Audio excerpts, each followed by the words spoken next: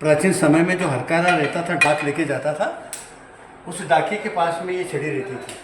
वो इस छड़ी के ये ऊपर राज की सिंबल बना हुआ है, तो इसमें घुंघरू लगे हुए हैं। घुंघरू की आवाज़ आती थी और जब भी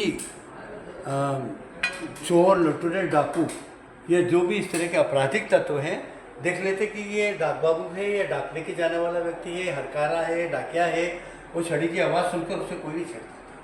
और उस समय से अभय दान प्राप्त था, कोई लूटते भी थे।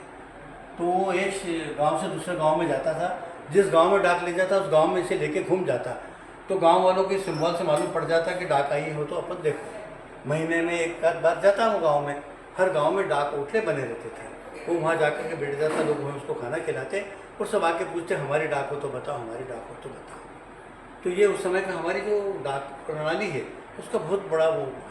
और इन हरकारों के लिए क्या होता था कि दिल्ली से अगर डाक लेके चले तो हर 12 किलोमीटर पर मतलब 12 कोस पर एक निर्धारित अवधि पर घोड़े तैयार रहते थे।